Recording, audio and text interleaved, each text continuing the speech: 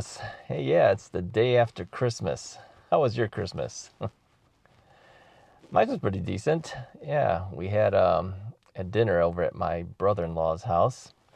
Yeah, whenever we have dinner with family, it's a lot of food. Yeah, Chinese families are fairly large, and there's a lot of food. Yeah, you can't eat it all. In fact, there's so much that everyone always takes a bunch back home with them.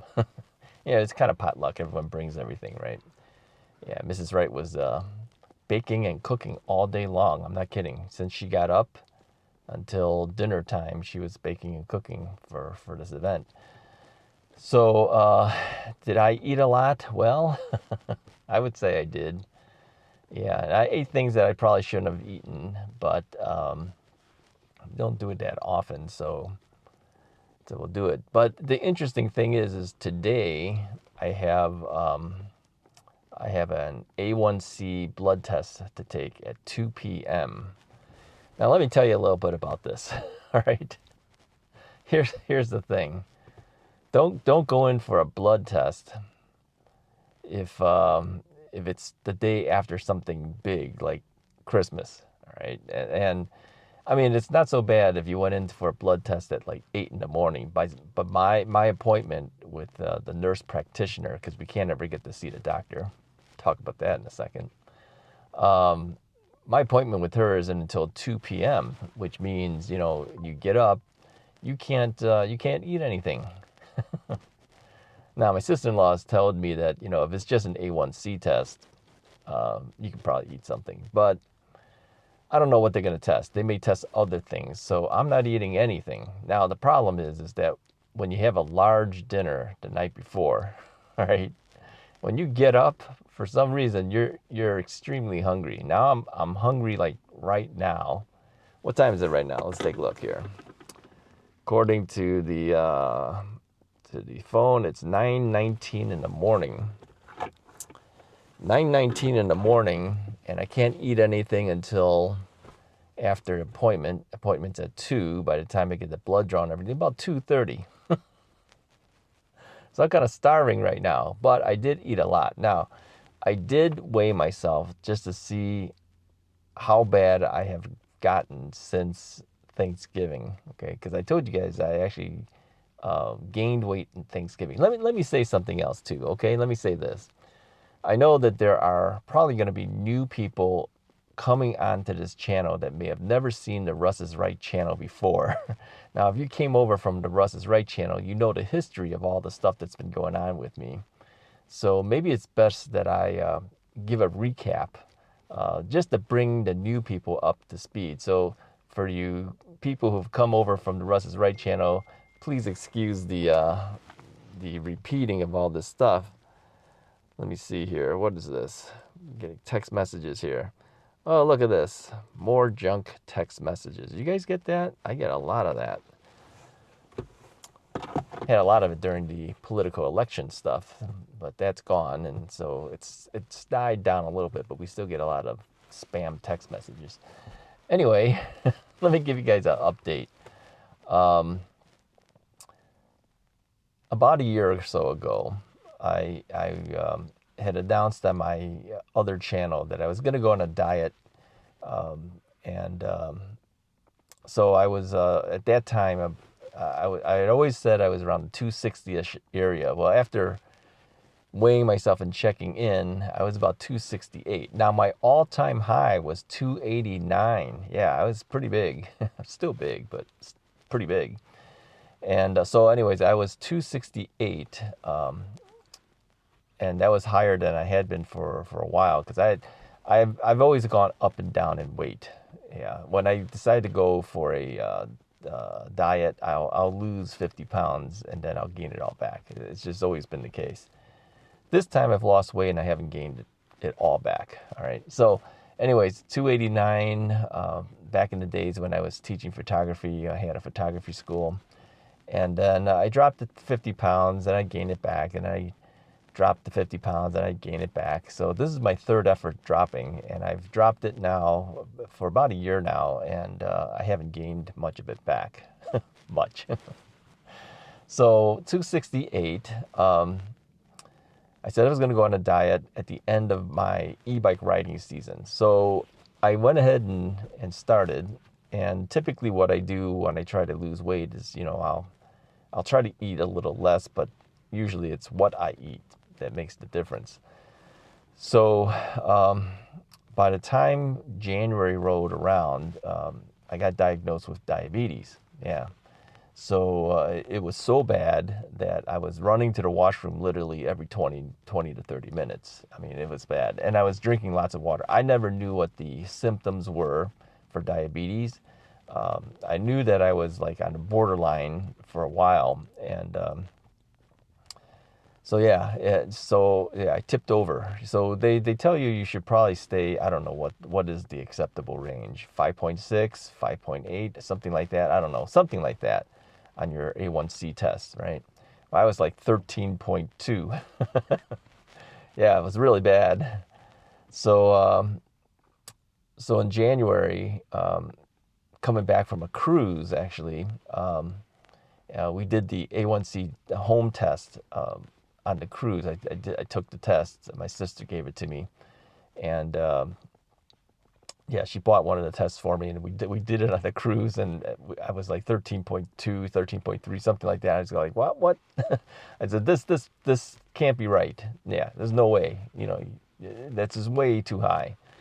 So I went to the doctor, and I had it checked out, and it was like 13.2. That home test was pretty accurate, but I didn't think it was, but it was. So they said, you've got to do something immediately. So they put me on a medication called metformin. Now, even though I've lost a lot of weight, a lot of people have said to me, did you lose all the weight because of Ozempic? No, I did not take Ozempic. I didn't take any of the types that are similar to that. I didn't take the diet versions of this stuff, right?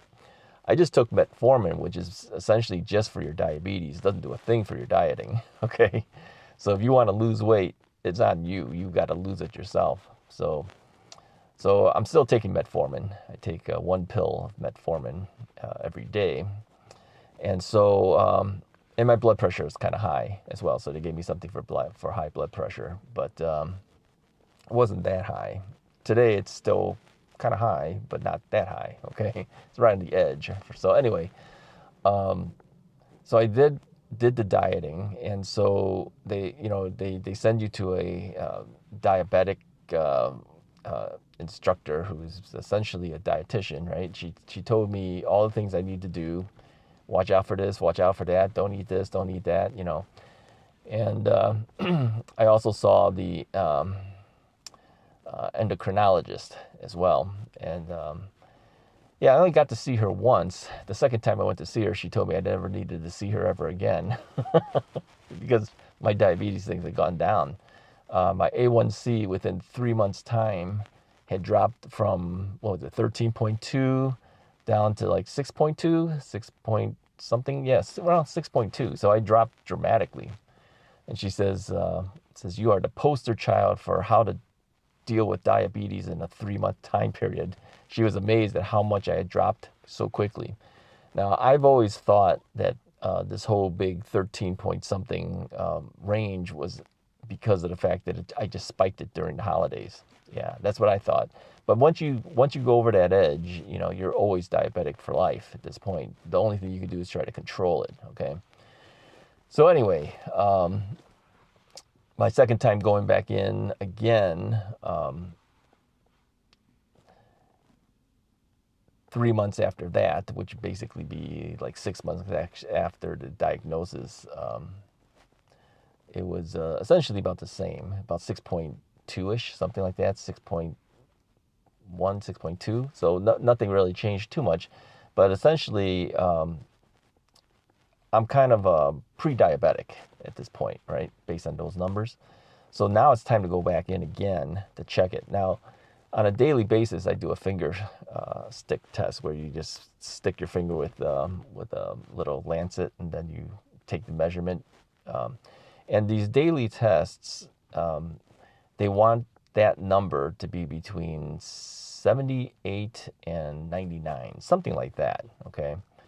And when I first started doing these tests, I was as high as like 189, something like that. Eventually started coming down to the 140s and less. Now I'm down in the ranges of about 104 on average. Yeah. In fact, just yesterday I was down to 78, something like that. That's pretty low. That's pretty much at normal ranges, at the lower part of the normal range too. But I think that was just kind of a weird thing. I don't know why it got that low, but when it goes down, I can get in the area of around 84. Yeah, 84, 85, 89. But more often than not, it's about 100 to 104. Today it was 114. And the reason for that, I think, is because of all the stuff I ate during Christmas dinner. Now, I didn't go crazy, but I did eat some stuff that had some sugary stuff on it. But I didn't go, like I didn't eat all the desserts and everything. Well, okay, I had a couple of cookies. But you have other things that have sugar in the preparation of the food too. You have ribs, and the sauce has sugar in it, of course. So little things had sugar in it, and there's carbs, right? Carbs involved. That carbs will eventually turn to sugars as well. So I knew that my measurement would be higher today. I guess if I was only going in for a daily test or something, then I would say, yeah, this would be a bad time to do it right after Christmas. But this is an A1C test, and the A1C test is a test over a 3-month period of time. It's an averaging test, essentially. So 2 o'clock, I've got to go in. I've got to get the blood drawn, find out what it's going to be. My guess, I'm going to be about 6.0. That's my guess. That's only because the daily finger stick tests have been showing in the 104 ranges, which is a little higher than the maximum, but way, way, way lower than what many diabetics have. Okay, so now what about the weight loss? All right. Well, the weight loss, I had dropped as far down as 50 pounds down from the 268-pound starting point of when I said I was going to go on a diet. So I had dropped down to 218. As of today's weight, I'm at 223. So I've gained back, what would that be? 5 pounds since the all-time low, all right? So between the time when I got back from my trip in Arizona, doing a trip to see electric e-bikes, they sponsored me to go down to visit them, see their new bikes, along with a number of YouTubers. I was down to 218 at that point. That's only because of that week I dropped 4 pounds. I don't even know how that happened, other than the fact that I didn't have a whole lot to eat that week. All right. The things that they had for us to eat, I really couldn't eat, so I ate very little of, and so I was pretty hungry that week, and I dropped 4 pounds, and it stayed off for a while. I was surprised it was even staying off. I figured by the time I got back, I'd be eating again, and it'd come right back on, but it didn't. But eventually it did. All right. So I am now 5 pounds over the 218, but essentially only 1 pound over the time before I started losing the weight in Arizona. But Mrs. Wright has told me, if you claim 218, it's 218. So essentially you've gained 5 pounds. Now, I will admit it was more than 5 pounds when I was gaining it. I've lost some of it. I've gained as much as 8 pounds back since that point. Yeah, so I'm down 3 pounds from that gain. So today I'm officially 5 pounds over the 218, making me 223 pounds. Now you might look at this and say, well, that's pretty good, Russ. You lost that much weight. I mean, if I gain back 5, what would that be? I'm about 45 pounds down right now. So that's pretty good. Now, we had guessed that maybe we can lose a little bit more by the end of the year. The goal was, can we drop down to 200? Yeah, no way now. No way. I'm actually higher. So I think we're going to finish off this year at 45 pounds of loss. Yeah. That's still pretty good, right? But it's not good enough. Um, 223 pounds could be better. Yeah, could be better. I'd hope that maybe we could drop down to maybe 215 range, something like that, and keep it down there. But I knew the holidays was coming up. It was going to be the killer for me. So the holidays are over now, right? Well, okay, there's New Year's still coming up. So, but yeah, we don't eat that much on New Year's, and not compared to like Thanksgiving and Christmas. So yeah, we got to get back on that diet. So anyway, so why am I talking about all this stuff right now? Because I'm really hungry, man. After you eat a lot, the next morning you tend to be hungry again.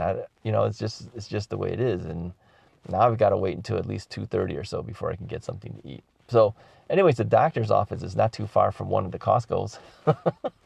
So I will probably go and get myself a slice of pizza and a Diet Pepsi. I don't know. That's probably not a good thing for me to do daily, but I've been doing this for months and months now.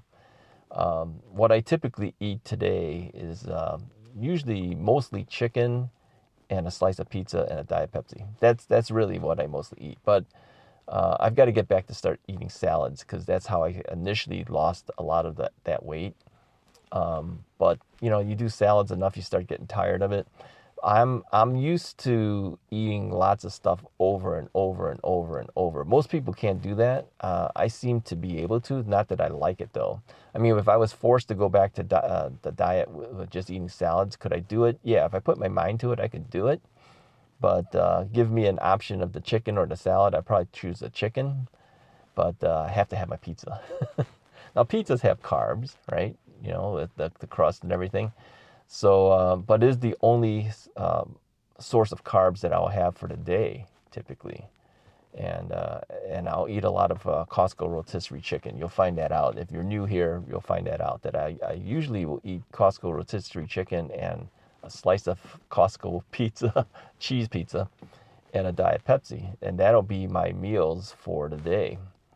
Not the best diet. I don't recommend people to do it, all right? But I'm able to do it, and it's kept me down. And it's helped me also in the diabetic area too, right? So anyway, that's all I have for you guys for today. Just to let you know I'm hungry. I'm hungry. Don't set up a doctor's appointment the day after Christmas and have it late at like 2 o'clock. Oh, I did mention that I was going to mention about, the nurse practitioner. I've seen the nurse practitioner more than I've seen my doctor. Yeah. My original doctor went off to do his own thing. He's no longer part of the network of doctors I can use unless I pay thousands of dollars extra to see him per year. And I said, I'm not going to do that. So I had to get a new doctor, and he recommended this new doctor to me. He's a Chinese guy. I've only seen him once since this changeover. It's been over a year now.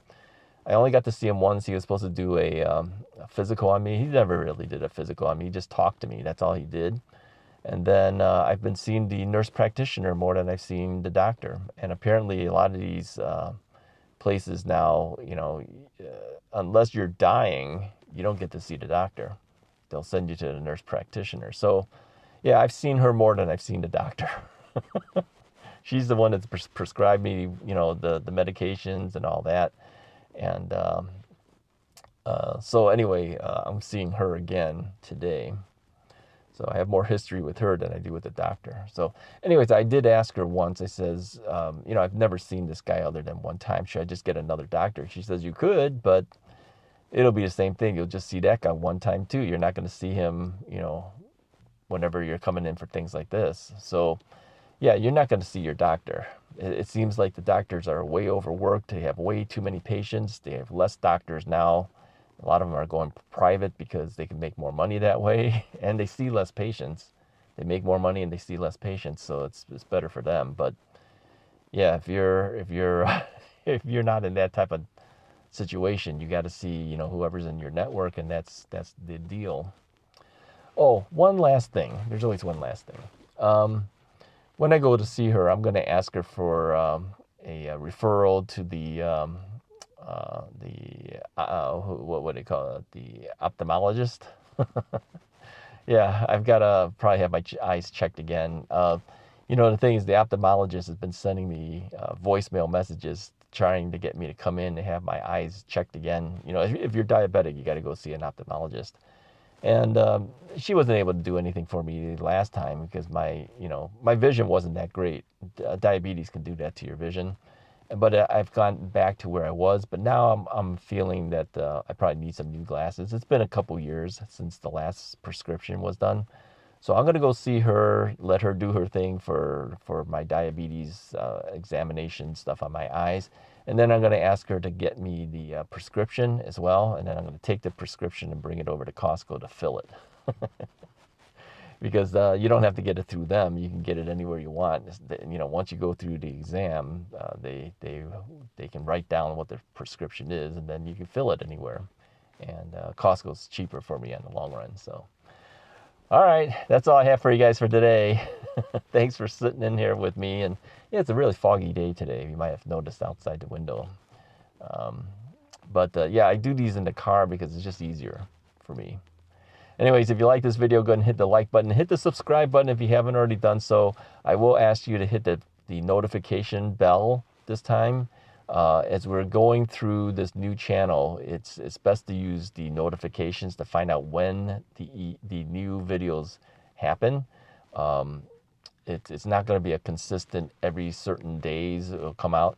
It's whenever I feel like putting one out. But initially, we'll probably have some almost every day. But I can't guarantee it, okay? So that's why I feel that maybe you should use the bell icon. It'll help, okay? All right, I'll talk to you guys next time.